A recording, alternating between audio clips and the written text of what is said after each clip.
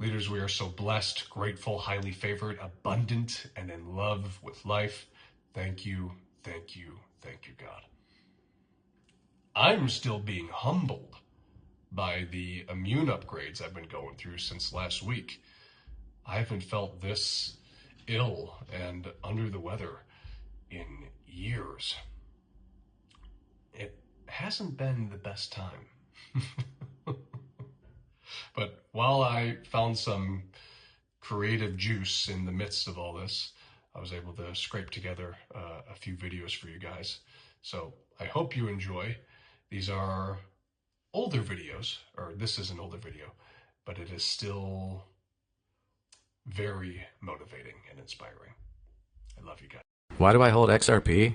Because Ripple's the chosen one to lead the new global digital payment system, and they use XRP. In 2013, the Federal Reserve began looking for faster payments options. 2 years later, an action plan was born and a federal payments task force was created. It included one company focused on crypto, Ripple. In 2014, the World Bank and Better Than Cash Alliance, which includes the Bill and Melinda Gates Foundation, Clinton Global Initiative, and the governments of 32 countries, put out a report called The Opportunities of Digitizing Payments. 1 year later, the Better Than Cash Alliance featured one crypto company on their website, Ripple. Today, Better Than Cash Alliance and all other UN initiatives are focused on a single agenda, the Sustainable Development Goals for 2030. You can see the SDGs logo on Bill Gates' lapel, world-leading companies, the Better Than Cash Alliance website, and on the UN's official exchange, Exchange. What crypto is Exchange officially utilizing for their carbon credit solution? XRP. The world will move to a new international standard for exchanging electronic messages between financial institutions by 2025 called ISO 20022. Who was the first ISO 20022 member focused on distributed ledger technology? Ripple. Who's partnered with over 300 financial institutions, including Bank of America, American Express, PNC, Santander, SBI, HSBC, Standard Chartered Bank, Bank of England, India, Singapore, Scotland, Australia, and Indonesia, the largest banks in Japan, Canada, Egypt, the Middle East, United Arab Emirates, Thailand, Morocco, Bhutan, South Korea, Brazil, and Latin America? Ripple. Who is a former employee overseeing the Federal Reserve? Ripple. A former employee overseeing the world's largest asset manager, BlackRock's digital asset division? Ripple. Leading Australia's CBDC effort? Ripple. Who hired a former Treasury of the United States? Ripple. 2 former Federal Reserve attorneys to their board? Ripple. 2 former Clinton and Obama advisors? Former Minister of Defense and Economics of Germany? Former business director at SWIFT? Former SWIFT board member? Former CFO of PayPal? Former head of the DTCC? Former chief business officer at Uber? Former VP of Amazon and former SEC chair on their legal team? Ripple. Who's a member of the Digital Pound Foundation, Digital Dollar Project, Digital Euro Association, Mojaloop, IMF's High-Level Advisory Board on FinTech, Hyperledger Blockchain Consortium, Open Payments Coalition, Faster Payments Council, Global Payments Steering Group, Cross-Border Working Group, International Association for Trusted Blockchain Applications, Crypto Climate Accord, University Blockchain Initiative, World Wide Web Consortium, and a featured partner of the World Economic Forum with 3 members of their team directly listed on the WF website? Ripple.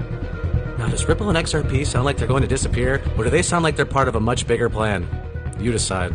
There can be 2 existing world reserve currencies to simultaneously exist? I do, and I think that could happen. I think it's quite realistic that a lot of the world is just done with the dollar as their reserve currency.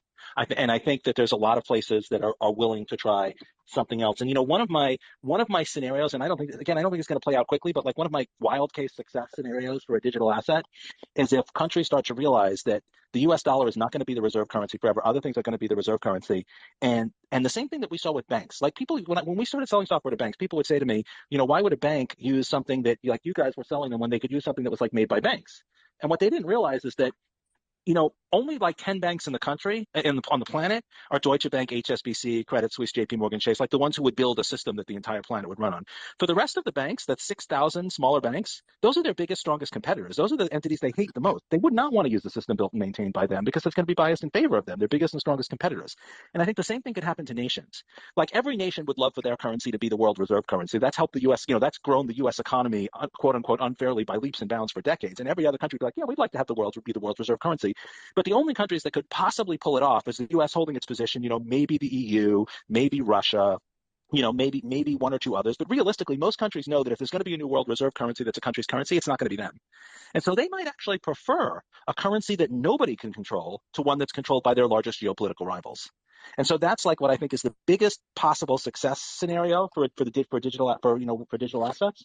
If these countries are like, okay, well, the U.S. dollar can't hold on forever, but it's not going to be our currency because no one's going to want to repeat the U.S. dollar scenario. Nobody but the EU wants the EU to replace the dollar, right? Nobody but Russia wants the ruble to replace the dollar. Nobody but China wants the yuan to replace the dollar. So maybe they could settle on a currency that nobody could control rather than one controlled by their most powerful geopolitical rival. So if you want a success scenario, that's the one that I think is the most likely. But the money question is, how do you get everybody to agree?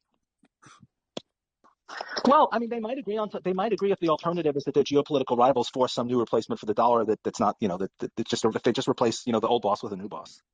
If the choice is no boss, if that happens to make a bunch of cryptocurrency people rich, I don't think they're going to see that as too much of a minus. To craft legislation in Washington, we are going to mark up the Clarity Act in May. We are going to get it to the finish line. We are going to have the market structure that allows us to innovate, you to innovate, America to lead the world on this freedom asset. God bless you. Thank you very much for the privilege of serving you in Washington, D.C.